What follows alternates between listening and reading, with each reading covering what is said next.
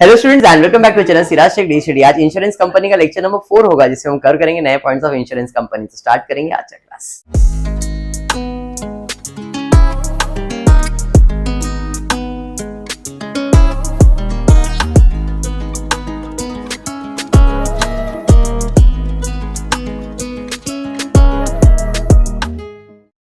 चलिए स्टार्ट करते हैं। इन द प्रीवियस लेक्चर मैंने जो आपको सम करवाया था, सिमिलर सम है, थोड़ा सा अपग्रेडेड वर्जन है। आज हम करने वाले हैं रेवेन्यू स्टेटमेंट, रेवेन्यू से profit and loss. But revenue में एक रेवेन्यू नहीं, दो रेवेन्यू, फायर, मरीन, और फिर उससे हम लोग बनाएंगे प्रॉफिट एंड लॉस। कंसेप्ट मैंने आपको ऑलरेडी बताया कि इंश्योरेंस कंपनी में इंपॉर्टेंट होता है रेवेन्यू स्टेटमेंट। रेवेन्यू के बाद बनता है प्रॉफिट एंड लॉस, और प्रॉफिट एंड लॉस के बाद बनता है बैलेंस शीट। ठीक है क्या? अभी जो आज सम हम लोग लेने वाले, ये ऑलरेडी हमने पिछले लेक्चर में लिया, सिमिलर सम है, खाली कुछ नए एडिशंस क्वेश्चन के अंदर हो गए। अगर आप ध्यान से देखोगे तो ऐसा कुछ आपने outstanding claim, claim paid, reserve, amount भी ऑलमोस्ट सिमिलर है, खाली इधर एडजस्टमेंट थोड़ा बहुत बदला गया है और ये चीजें ऐड की गई है। Lecture number 3 same to same है, अमाउंट भी ये पूरा सेम है, खाली ये एडिशन हुआ है और कुछ इसके अंदर हम लोगों ने चेंजेस किए, बाकी पूरा क्वेश्चन सेम है। लेक्चर नंबर 3 का क्वेश्चन रीड करता हूं, देखता हूं क्वेश्चन क्या दिया है। From the following balances extracted from the books of perfect general insurance company limited as on 31st March 2014, you are required to prepare revenue account in respect of fire and marine insurance business for the year end 31st March 2014 and a profit and loss account for the same period. तो revenue account किसका किसका बनाने का है? Fire का और marine का, और प्रॉफिट एंड लॉस अकाउंट दोनों के लिए बनाने का है। बात समझ में आ गया है? तो आपका प्रॉफिट एंड लॉस का स्टेटमेंट क्या है? प्रॉफिट एंड लॉस स्टेटमेंट तो सेम जैसा आप रेवेन्यू बनाते थे वैसा ही है, इनकम, एक्सपेंसेस। इनकम के अंदर पहला हेडिंग है ऑपरेटिंग प्रॉफिट और loss from fire, marine, miscellaneous. ठीक है, columns, schedule number, rupees. Schedule number इधर इंपॉर्टेंट नहीं है, नहीं बनाया तो भी चलेगा।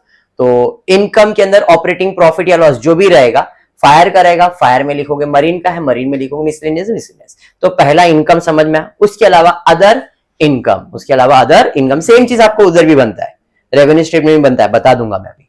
यहाँ पे अदर इनकम समझ में आ गया। दोनों को ऐड करेंगे, टोटल इनकम मिल जाएगा। एक्सपेंसेस के अंदर provision other than tax, tax को छोड़ के और कोई प्रोविजन है, बैड डेट्स है, ऐसा कुछ भी एक्सपेंसेस आया वो सब प्रोविजंस में जाएगा। और अदर एक्सपेंसेस, ये प्रॉफिट एंड लॉस का शेड्यूल बाहर करवा रहा हूं।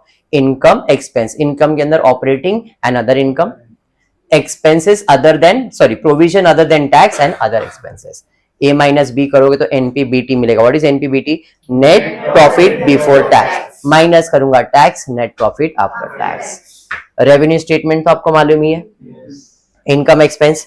इनकम में यहाँ पे क्या आता है? Premium on other income. Expenses में क्लेम, कमीशन, अदर एक्सपेंसेस, बराबर है। ए माइनस बी करेंगे तो ऑपरेटिंग प्रॉफिट और लॉस फ्रॉम फायर, मरीन या मिसलेनियस। यही चीज को आप इधर शिफ्ट करोगे और आपका स्टेटमेंट बन जाएगा। समझाइए? पक्का? शेड्यूल में कितने शेड्यूल बनेंगे? 4, premium, claim, commission, other expenses. Done है? स्टार्ट किया जाए फिर। चलिए क्वेश्चन देखते, क्वेश्चन दिया क्या गया है।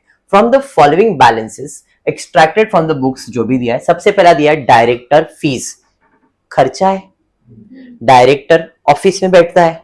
अब यहाँ पे स्पेसिफाई किया कि वो फायर का है क्या, मरीन का, ऐसा कुछ भी, कहां जाएगा? Profit and. इसके पहले जब फायर इंश्योरेंस दिया जाता था और रेवेन्यू अकाउंट बोला जाता था, तो हम लोग डायरेक्टर फीस को जो अज्यूम करते थे वो किधर अज्यूम करते थे? Other expenses. बट अभी क्योंकि प्रॉफिट एंड लॉस बोला है तो डायरेक्टर का खर्चा प्रॉफिट एंड लॉस में ही जाएगा। तो खर्चा, provision other than tax, other expenses, या अलग से लिखो तो भी चलेगा। मैंने अलग से लिख दिया डायरेक्टर फीस कितना? 80,000। आप अदर एक्सपेंसेस के हेडिंग में डालोगे तो भी चलेगा। शेड्यूल बनाने का other expenses profit and loss का तो भी चलेगा। वर्किंग बना के टोटल इधर दिखाओगे, वर्किंग नोट नंबर 1, तो भी चल जाएगा। जैसा आपको प्रेजेंट करना है वैसा। और डायरेक्टर फीस डाल दिया 80,000 ही था। डिविडेंड रिसीव, ये तो इनकम है। अगर फायर होता या मरीन होता और रेवेन्यू बनाना होता तो हम अदर इनकम में दिखाते, बट अब क्योंकि मैं प्रॉफिट एंड लॉस बना रहा हूं तो वो इधर दिखाऊंगा क्या मैं? नहीं, प्रॉफिट एंड लॉस के अदर इनकम के अंदर डिविडेंड रिसीव कितना? 1,00,000 रुपए। समझा? टैक्स को छोड़ दो, बहुत कॉम्प्लिकेटेड चीज है, इग्नोर। इंटरेस्ट रिसीव इनकम है, इधर आएगा क्या? प्रॉफिट एंड तो इधर लिख दिया इंटरेस्ट रिसीव। कितना? 19,000 दिया है। फिक्स असेट कहीं पे भी आता है क्या? इनकम टैक्स, इसको तो इग्नोर कर देंगे, तो आपने इनकम टैक्स को इग्नोर कर दिया, बाकी सब चीज का पोस्टिंग कर दिया। डन है यहां तक? पक्का? चलिए बढ़ते आगे, नेक्स्ट देखते क्या दिया है। आउटस्टैंडिंग क्लेम कौन सा? ये फर्स्ट अप्रैल। क्लेम का कंसेप्ट क्या था? पहले क्लेम पेड लेंगे, पेबल लेंगे, उसमें से रिसीव माइनस। आउटस्टैंडिंग मतलब देने का बाकी है, तो ये पेबल है। कंसेप्ट क्या है? क्लेम पेड में ऐड करूंगा क्लोजिंग, माइनस करूंगा ओपनिंग, तो ये क्या होएगा? माइनस। किधर? क्लेम में। तो क्लेम का शेड्यूल है माइनस ओपनिंग क्लेम। फायर का 28,000 और इसका 7,000। अरे यस, समझा? फिर क्लेम पेड, अरे इसी में जाएगा क्लेम पेड डायरेक्टली 1,80,000 बराबर। हाँ, क्लेम पेड के बाद रिजर्व फॉर अनएक्सपायर्ड रिस्क, ये तो एंड में सॉल्व होगा। प्रीमियम रिसीव, प्रीमियम रिसीव में जाएगा कितना? 4.5 लाख, 3,30,000। एजेंट कमीशन, कमीशन में जाएगा एजेंट कमीशन 40,000, 20,000। सिमिलर अमाउंट है, पिछला lecture same. Expenses of management, management expenses में जाएगा 60,000, 45,000। अरे समझा? उसके बाद री इंश्योरेंस प्रीमियम, डीआर, डीआर मतलब डेबिट, बताया था मैंने पीछे लेक्चर में। प्रीमियम इनकम होता है, debit all expenses losses, credit all income, तो प्रीमियम क्रेडिट होता है, बट यहां पे प्रीमियम डेबिट बोला है, तो क्या करूंगा? माइनस। और री इंश्योरेंस वर्ड आया तो माइनस ही करना है, तो माइनस प्रीमियम री इंश्योरेंस का कितना? 25 और 15। फ्लिकर हो रहा है? यहां तक समझा? प्रीमियम के बाद क्या है भाई? डन, बाय पोस्टिंग तो हो गया। डन है यहां तक? अब adjustment, the following additional points are also be taken into account. Depreciation on fix asset to be provided 10% per annum. Fix asset कहीं पे देखा था, इग्नोर किया था अपन ने, कितना है? 90,000। इस पे डेप्रिसिएशन कितना देने का है? तो 90,000 का 10% कितना? 9,000 डेप्रिसिएशन। डेप्रिसिएशन रेवेन्यू में जाता है कि प्रॉफिट एंड लॉस में? भाई प्रॉफिट एंड लॉस के शेड्यूल में एक्सपेंसेस में ही जाएगा, बराबर है। तो एक्सपेंसेस के शेड्यूल में मैंने डाल दिया, क्या डाल दिया? Depreciation on fix asset. तो डेप्रिसिएशन ऑन फिक्स असेट कितना? 9,000। एक्सपेंसेस है तो एक्सपेंसेस में ही दिखा दिया। समझ में आ गया क्या नया एडिशन हो रहा है? समझ रहा है ना प्रणब? उसके बाद क्या दिया जरा देखते। डेप्रिसिएशन के बाद interest accrue on investment 10,000। Accrue मतलब जनरेट हुआ है, मतलब ये तो मेरा इनकम है। रेवेन्यू में जाएगा कि प्रॉफिट एंड लॉस? जब मैंने प्रॉफिट एंड लॉस बनाया तो सारा एक्सपेंस, सारा इनकम कहां जाएगा? प्रॉफिट एंड इनकम है तो इनकम में जाएगा। इंटरेस्ट रिसीव के नीचे मैंने लिख दिया इंटरेस्ट अक्रूड ऑन इन्वेस्टमेंट। कितना भाई? 10,000। 10,000। अरे समझा?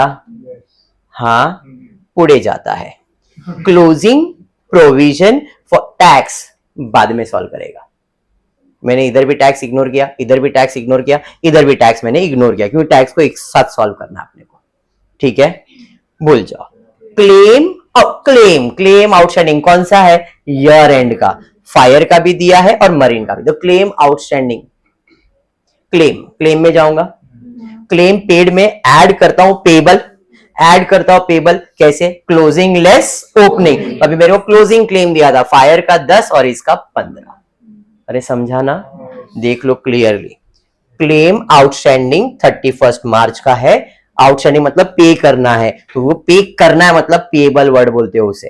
तो क्लोजिंग क्लेम दिया था तो क्लोजिंग क्लेम लिख दिया। समझा रिया? उसके बाद प्रीमियम आउटस्टैंडिंग, तो प्रीमियम रिसीव होता है तो ये रिसीवेबल रहेगा। कौन सा है ये? प्रीमियम क्लोजिंग है, तो इसी के अंदर ऐड करूंगा क्लोजिंग प्रीमियम। कितना है भाई? क्लोजिंग प्रीमियम डेट में चेंजेस है, यहाँ पे 17 है, वहां पे 14 था, 14 कर लेना। यहाँ पे डेट में कुछ चेंजेस नहीं किया मैंने, क्योंकि पुराना जो सम था सिमिलर है ये।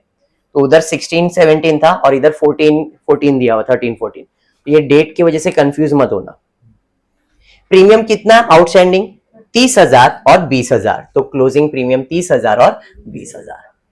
फिर रिजर्व फॉर अनएक्सपायर्ड हमने ऑलरेडी इग्नोर किया है, तो इसको भी अपन इग्नोर करेंगे। एक्सपेंसेस ऑफ मैनेजमेंट 31 मार्च मतलब क्लोजिंग एक्सपेंसेस कितना है, 10,000 फायर के लिए और 5,000 मरीन के लिए। आउटस्टैंडिंग है तो ऐड आउटस्टैंडिंग एक्सपेंसेस 10,000 और 5,000। सब चीज हो गया। दो चीज खाली मैंने इग्नोर किया है, एक है टैक्स और अनएक्सपायर्ड रिस्क। अब क्लोजिंग कर लेता हूं। पहले 4,50,000 में 30 ऐड किया, 20 ऐड किया, इसमें ये माइनस करूंगा तो प्रीमियम मुझे मिल गया सेम अमाउंट। क्लेम का शेड्यूल क्लोज कर लेता हूं। क्लेम का शेड्यूल क्लोज किया, claim commission and other expenses. Closing clear है, यहां तक क्लियर है पक्का। सारे एक्सपेंसेस का टोटल हो गया। अब मैं आ जाता हूं अनएक्सपायर्ड रिस्क के पास। अनएक्सपायर्ड रिस्क देखो कितना है, देखो कितना है। ओपनिंग में दिया था मेरे पास फायर का 2 लाख और इसका 1,40,000। एडजस्टमेंट में दिया है reserve for unexpired risk to be maintain 50 and 100% of the net premium. फिर फायर एंड मरीन, तो फायर के लिए कितना, मरीन के लिए कितना, तो फायर का प्रीमियम कितना है, 4,55,000 कमाया ना मैंने, इसका 50% निकालोगे तो आपको आएगा 2,27,500।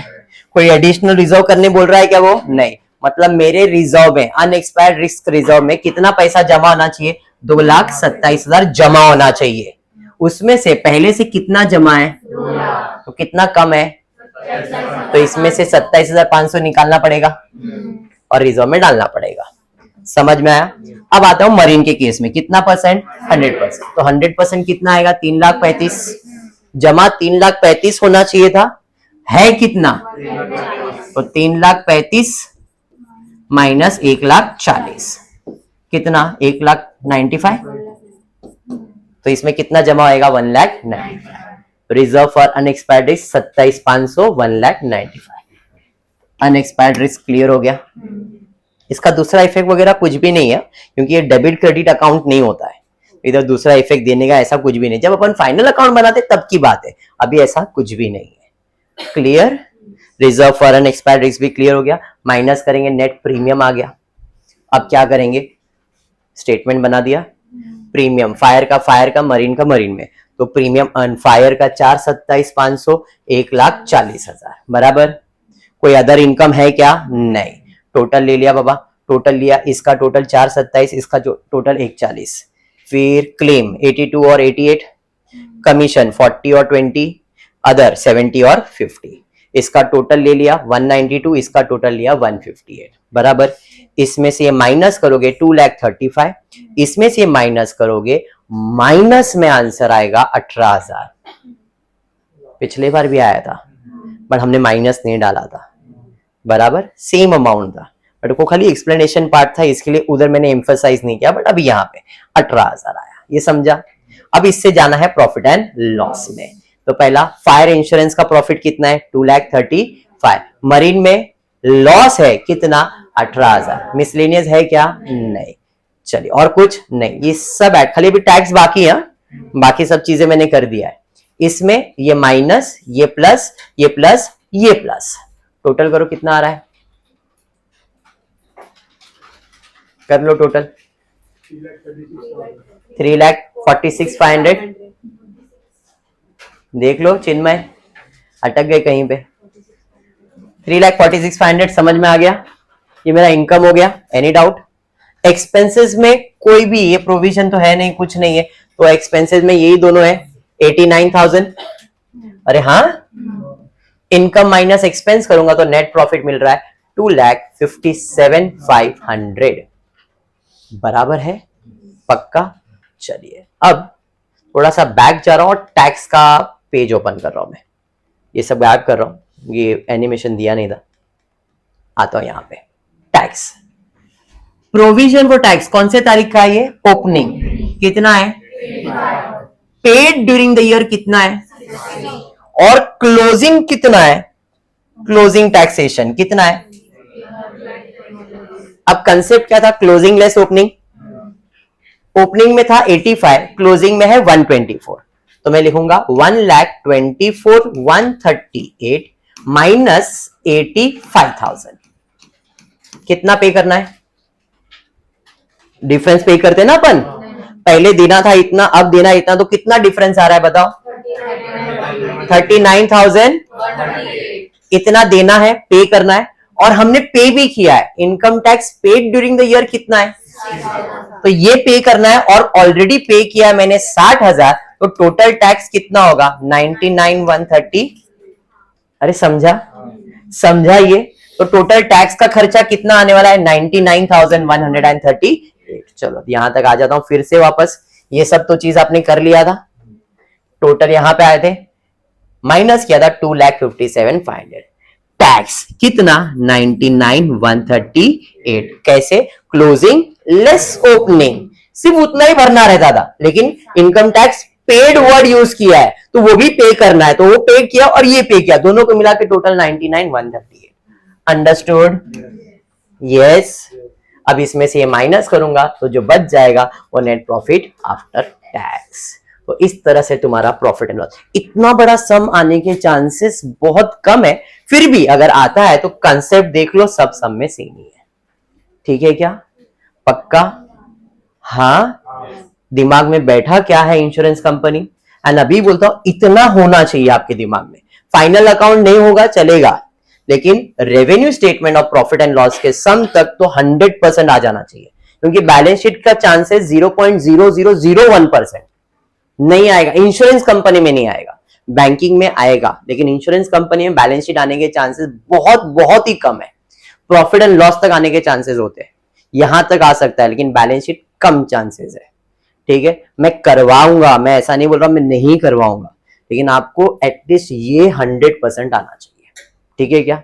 तो आज क्लास में इतना ही करते हैं। यस, होपफुली वीडियो पसंद आए तो प्लीज वीडियो को लाइक कर देना फ्रेंड्स, ग्रुप में शेयर करना, चैनल को सब्सक्राइब करना। Thank you for watching the video.